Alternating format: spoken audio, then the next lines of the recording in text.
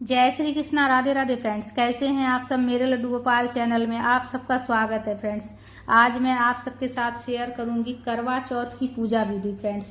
करवा चौथ की पूजा हम कैसे करेंगे, करवा कैसे फिरेंगे और माता से सुहाग कैसे लेंगे, पूजा किस टाइम करना है, तो आज के वीडियो में मैं आप सबके साथ शेयर करने वाली हूँ फ्रेंड्स। और सासू माँ को बायना हम कब देंगे, तो आज के वीडियो में मैं आप सबके साथ शेयर करने वाली हूँ फ्रेंड्स। तो वीडियो पसंद आए तो लाइक ज़रूर कर लीजिएगा और हमारे चैनल पर अगर नए हैं तो सब्सक्राइब जरूर कर लीजिएगा। सबसे पहले देखिए, पूजा की हम चौकी लगा लेंगे, उस पर लाल रंग के कपड़े का आसन देंगे और अक्षत का आसन देकर करवा माता की तस्वीर को विराजित कर लेंगे।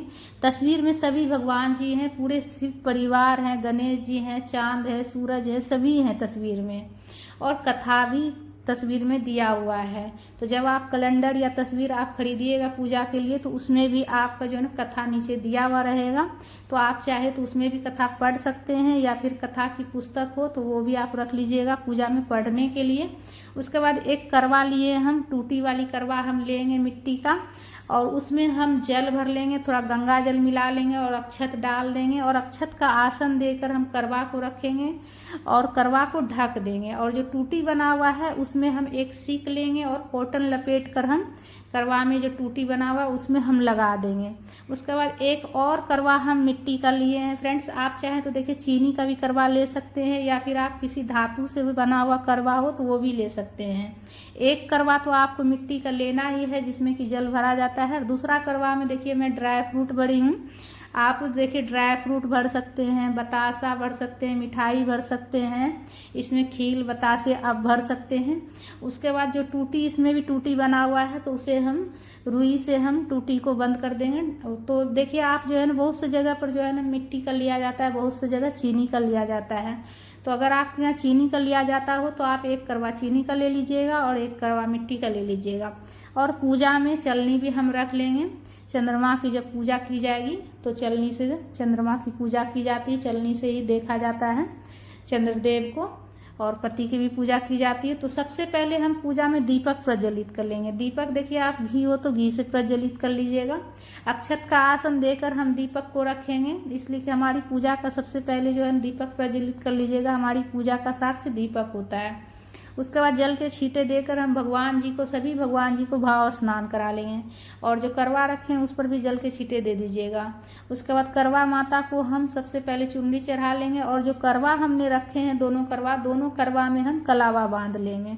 ठीक है फ्रेंड्स, तो दीपक प्रज्वलित करके ही पूजा शुरू कीजिएगा फ्रेंड्स। तो सबसे पहले हम दोनों करवा में हम कलावा बांध लेंगे और गणेश जी की भी पूजा कर लेंगे। वस्त्र के स्वरूप में हम कलावा समर्पित करेंगे, और एक कलावा आप रख दीजिएगा, थोड़ा ज़्यादा करके कलावा रख लीजिएगा। पति पूजन जब कीजिएगा चंद्रदेव की पूजन के बाद, तो पति के दाएं हाथ पर कलावा आप बांध दीजिएगा। ठीक है, रक्षा सूत्र इसे बोला जाता है। इससे जो है ना करवा माता रक्षा करती है पति की। तो रक्षा सूत्र जो है ना जरूर पूजा में रखिएगा। उसके बाद रोली से तिलक कर लीजिएगा। सभी भगवान जी को रोली और चंदन से तिलक कर लीजिएगा। भोले बाबा को चंदन से कर लीजिएगा। और देखिए इस पूजा में जो है ना हल्दी भी चढ़ाया जाता है, हल्दी से भी तिलक किया जाता है। तो हल्दी से जरूर तिलक कर लीजिएगा, हल्दी पाउडर से। दोनों करवा के ऊपर भी हल्दी से तिलक कर लीजिएगा, और रोली से भी तिलक कर लीजिएगा, और तस्वीर में जितने भगवान जी हैं सबको तिलक कर लीजिएगा। उसके बाद देखिए दोनों करवा के ऊपर जो है ना हम मिठाई रख लेंगे। करवा ऐसे खाली नहीं रखा जाता है, दोनों करवा के ऊपर आप मिठाई जरूर रख लीजिएगा। उसके बाद जो भी पुष्प हो आपके पास, फूल हो, माला हो, जिस भी कलर का हो, आप समर्पित कीजिएगा, पूजा में चढ़ा लीजिएगा। सभी देवी देवता को, जितने भी हैं तस्वीर में, सभी देवी देवता का ध्यान कर लीजिएगा। गणेश जी का, गौरी माता का ध्यान कर लीजिएगा, और करवा माता का। तो देखिए करवा चौथ जो है ना कार्तिक महीने में कृष्ण पक्ष में चतुर्थी तिथि को करवा चौथ का व्रत किया जाता है। तो चतुर्थी तिथि को व्रत रखा जाता है। और जो देखिए मैं बाजरा ली हूँ 1 कटोरा भर के। तो बाजरा की जगह पर आप गेहूं भी ले सकते हैं, चावल भी ले सकते हैं भर के, और उसके ऊपर कुछ दक्षिणा रखेंगे। बाद में पूजा के बाद वो जो मतलब हमने बाजरा रखे हैं तो वो दान कर दिया जाता है। दान कर दिया जाता है। दान में देखिए आप किसी पंडित ब्राह्मण को भी दान कर सकते हैं या फिर अपने सासू माँ को भी आप दान कर सकते हैं। उसके बाद माता को हम सुहाग की सामग्री चढ़ा लेंगे। सुहाग की सामग्री में आप जितना मतलब 4 तरह 5 तरह पूरा 16 श्रृंगार भी आप माता को चढ़ा सकते हैं। उसके बाद माता को भोग लगा लीजिएगा, जल का भोग लगा लीजिएगा और 4 की संख्या में मिठाई का भोग लगाइएगा। इसलिए कि चतुर्थी का मतलब 4 का संख्या का बहुत ज़्यादा महत्व होता है, तो इसलिए 4 की संख्या में मिठाई का भोग लगा लीजिएगा। सीजन का जो भी फल हो आपके पास उसका भोग लगा लीजिएगा। और सासू माँ के लिए वायना निकाल लीजिएगा। सासू माँ के लिए वायना निकाल के वहीं पूजा के पास ही रख लीजिएगा। आप जो भी वस्त्र मतलब सासू माँ पहनती हो, साड़ी सूट जो भी, उनके हिसाब से आप ले लीजिएगा और उस पर सुहाग की सामग्री भी रख दीजिएगा और कुछ दक्षिणा भी रख दीजिएगा वायने के साथ में। और उसके बाद देखिए एक चांदी का सिक्का मैं रखी हूँ। बाद में जब चंद्रदेव की पूजा कीजिएगा ना, तो वो जो है ना मतलब करवा में डालकर, चांदी का दर्व जो होता है ना, चांदी का चीज़ जो है ना करवा में डाल के ही चंद्रदेव को अर्घ्य दिया जाता है।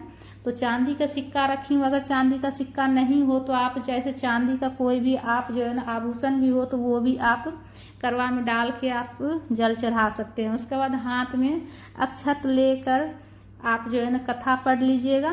कथा पढ़ने के बाद जो है ना थोड़ा सा अक्षत करवा माता के चरणों में समर्पित कीजिएगा और जो थोड़ा सा अक्षत रहेगा वो अपने आंचल में आप बांध लीजिएगा।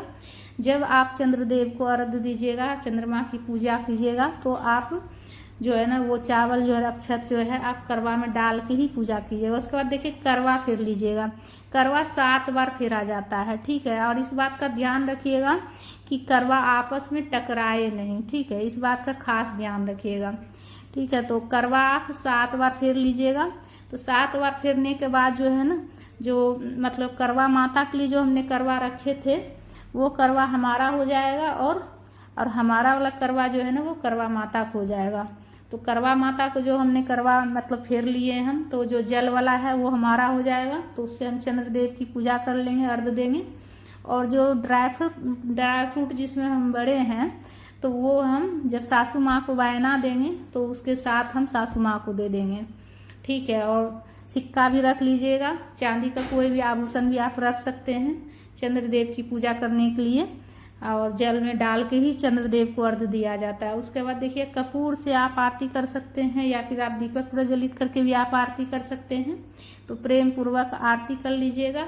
सर्वप्रथम गणेश जी की आरती गाते हुए आरती कर लीजिएगा।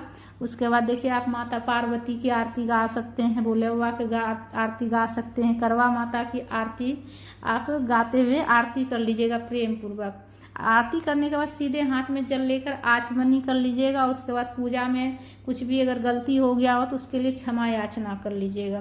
उसके बाद जो है ना करवा माता से सुहाग लिया जाता है। तो देखिए सबसे पहले सुहाग लेने के लिए देखिए आपका अगर शादी वाला सिंदौरा हो तो उससे भी आप सुहाग ले सकते हैं।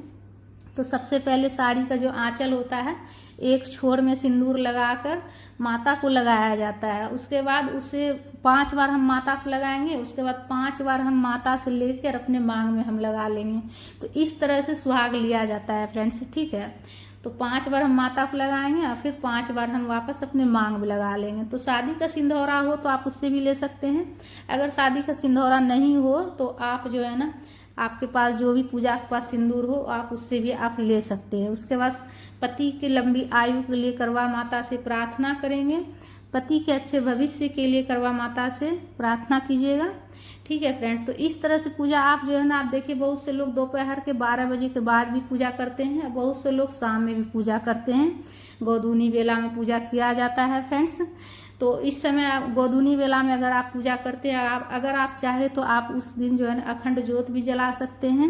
मतलब ज़्यादा देर तो नहीं, तो जैसे कि कम से कम जितना देर चंद्रदेव की पूजा के मतलब पूजा होने तक आप एक अखंड ज्योत आप जला सकते हैं, प्रज्वलित कर सकते हैं पूजा में फ्रेंड्स।